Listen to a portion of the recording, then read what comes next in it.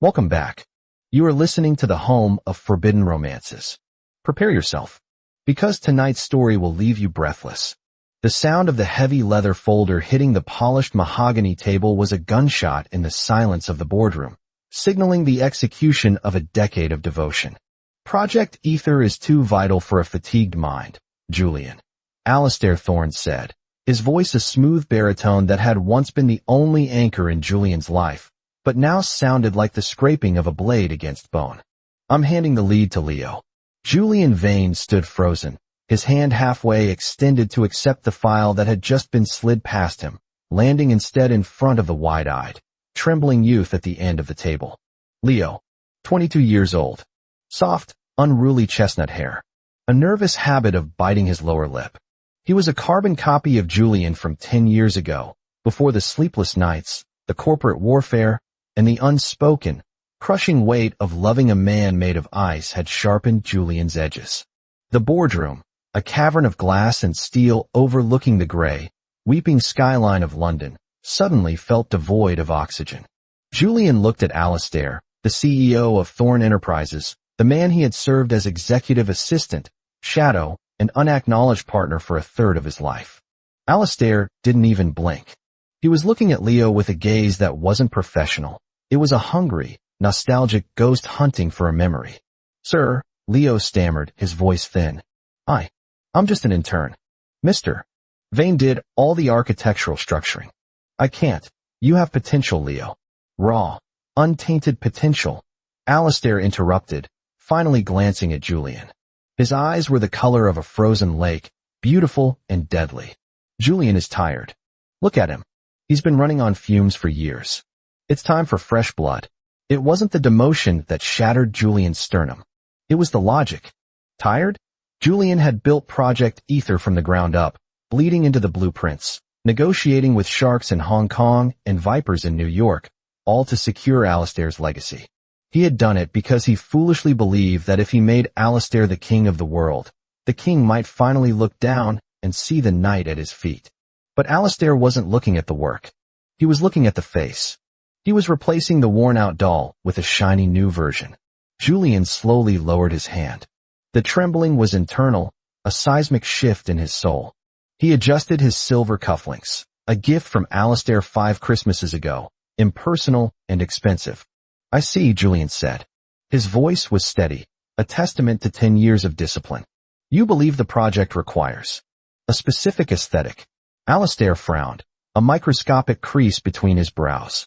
Don't be reductive, Julian. It's a business decision. You will assist Leo. Mentor him.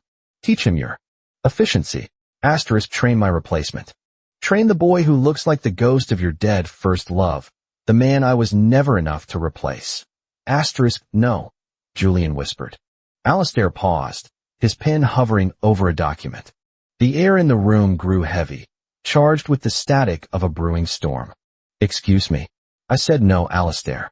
Julian reached into his breast pocket, pulling out not a pen, but his ID badge. He placed it gently on the mahogany, right next to the folder that contained his life's work. I will not mentor him. I will not shadow him.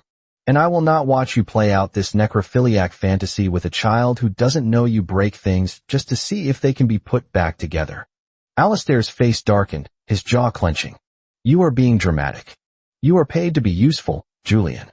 If you walk out that door, don't expect a reference. Don't expect a severance. You will be nothing. Julian looked at the man he had loved since he was 22. He saw the cruelty, yes, but for the first time, he saw the desperation underneath it. Alistair was a man drowning, trying to build a raft out of other people's bodies. I was nothing when I walked in here, Julian said, turning his back. And for 10 years, I've been your everything. Let's see which one of us survives the subtraction. He walked out. He didn't slam the door. He closed it with a soft, final click that echoed louder than a scream. The silence of the apartment was different from the silence of the office. It was clean. For the first week, Julian did nothing. He slept for 14 hours a day, his body crashing after a decade of adrenaline and cortisol. When he woke, he didn't check his phone. He had dropped his company phone into the Thames on his walk home, watching the sleek black device sink into the murky water. It felt like an exorcism. He spent his days reading books he had bought years ago and never opened. He drank tea instead of black coffee. He looked in the mirror and saw the dark circles under his emerald eyes fading. The sharpness of his cheekbones, once gaunt, began to look elegant again. He was 32, not 80. He was reclaiming himself. But the phantom pain of the amputation lingered. He would wake up at 4 a.m., panic that he hadn't prepared Alistair's briefing, only to realize there was no briefing. There was no Alistair. By the third week, the industry buzz began to reach him, despite his efforts to stay off the grid. Headhunters were circling. When the shadow of Thorn Enterprises leaves, the wolves come calling. One offer stood out. It was a thick, creamy envelope hand-delivered to his door. It bore the crest of the Rossi Group. Dante Rossi, Alistair's sworn enemy. A man who dealt in luxury hotels and casinos, a flamboyant, dangerous rival who had been trying to poach Julian for 5 years. Julian opened the letter. It wasn't a contract. It was a handwritten note. Asterisk, the lion does not concern himself with the opinions of the sheep, but even a lion dies if he forgets how to hunt. Come dine with me. No strings. Just wine and the truth. D. Asterisk Julian smiled. It was time to stop hiding. Meanwhile, at Thorn Enterprises, the glass castle was beginning to crack. Alistair Thorn stared at the quarterly report, the numbers blurring before his eyes. He threw the tablet across the room. It shattered against the wall, a satisfying crunch that did nothing to quell the fire in his chest. Sir. Leo's voice was small, trembling from the doorway. The contractors for the foundation are asking for the revised schematics. I can't find the files, Mr. Vane used for the load-bearing calculations. Alistair spun around, his eyes wild. He looked at Leo, really looked at him. 3 weeks ago, he had seen a fresh start. He had seen the innocence of his lost love, Elias, who had died in a car crash 12 years ago. He thought having that face around would heal the old wound. But now, looking at Leo, all he saw was incompetence. The boy's tie was crooked. His posture was weak. He didn't know how Alistair took his coffee. He didn't know how to silence a room with a look. He didn't know that when Alistair tapped his ring against the table, it meant he was entering a migraine, not that he was bored. Get out, Alistair snarled. But the contractors, get out. Alistair roared, slamming his fist onto the desk. Leo fled, nearly tripping over his own feet. Alistair sank into his leather chair, the silence of the office pressing in on him. It was oppressive. For 10 years, this office had been a sanctuary because Julian was in it. Julian, who moved silently, who anticipated needs before they were spoken, who challenged Alistair with a sharp wit that no one else dared to display. Alistair had told himself Julian was just an employee, a high-functioning tool. He had convinced himself that his obsession with Julian, the way he tracked his location, the way he hated anyone else smiling at him, was just protective micromanagement. He had pushed Julian away, given the project to the rookie, because he felt the walls closing in. He had felt himself becoming too dependent, too vulnerable. He needed to prove he didn't need Julian Vane. The experiment had failed. Catastrophically. Alistair opened the bottom drawer of his desk. Inside lay a velvet box he had bought 2 years ago and never given. It wasn't a ring. It was a watch, engraved with coordinates. The coordinates of the bench where they had first met. He had driven Julian away. He had snapped the spine of the only person who had ever held him up. His personal phone buzzed. It was his private investigator.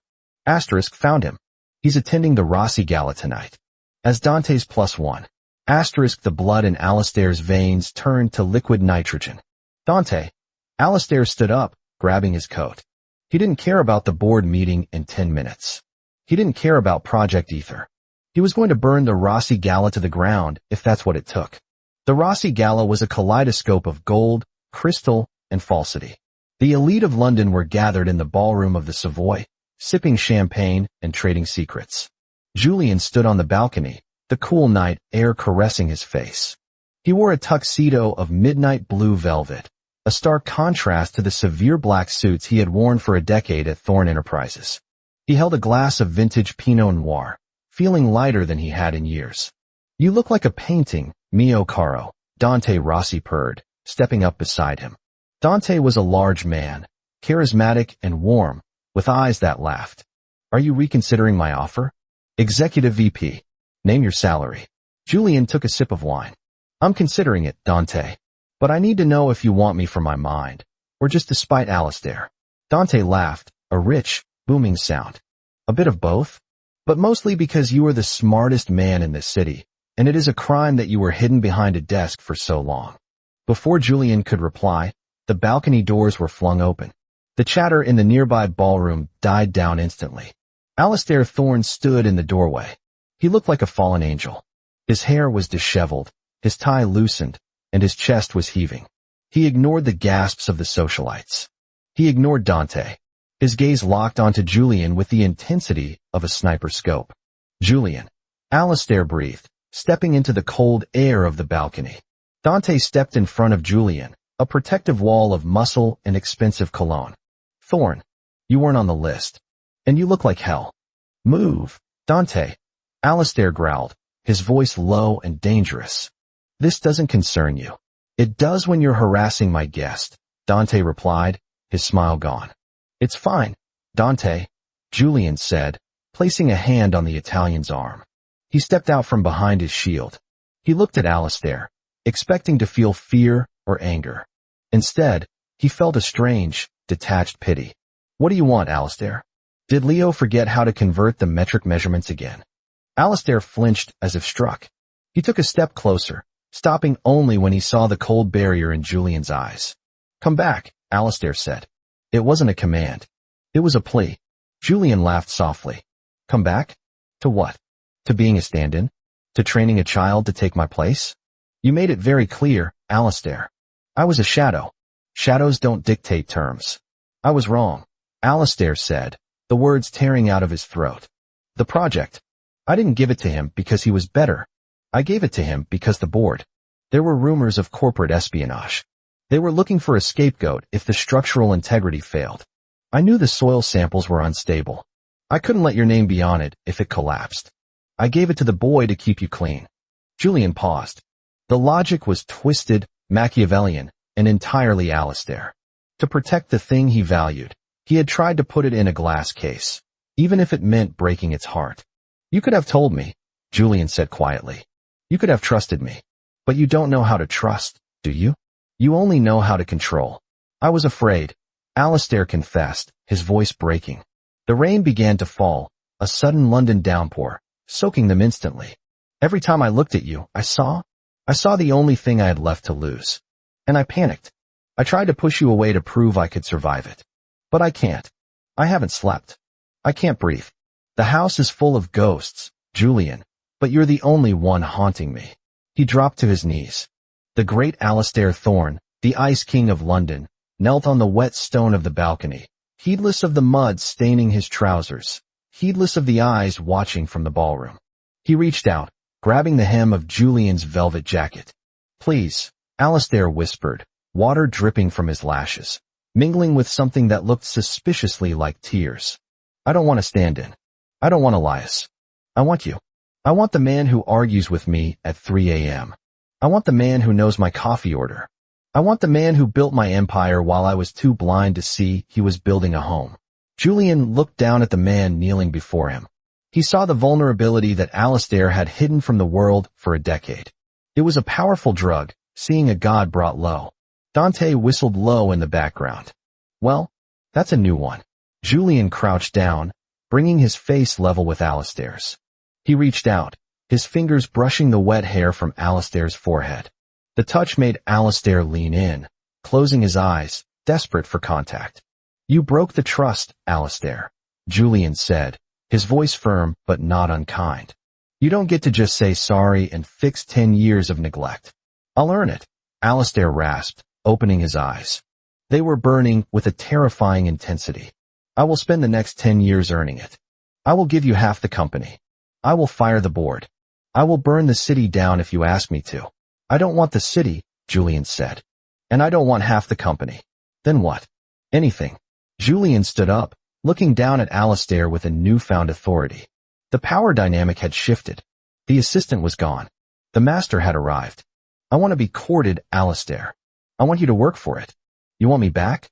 You start from zero. I am not your employee. I am Julian Vane. And for now, I am going to finish my drink with Dante. Alistair looked as though he had been stabbed, but he nodded slowly. He understood. This was the penance. I will wait, Alistair said, his voice fierce. I will wait outside your door. I will wait in the rain. I will wait as long as it takes. Good, Julian said, turning back to the warmth of the ballroom, leaving the CO kneeling in the rain. Then you better get comfortable. As Julian walked back into the light, leaving the darkness behind, he knew the game had changed. The viper had not just bitten back, he had swallowed the wolf whole. And for the first time in 10 years, Julian wasn't the one afraid of the dark. And that is how the shadow finally forced the king to bow. If you enjoyed seeing the arrogant Alistair brought to his knees, destroy that like button. And tell me in the comments, would you have walked away with Dante, or is Alistair's groveling enough to earn a second chance? I'll be reading your answers. Subscribe for the next chapter. Until then,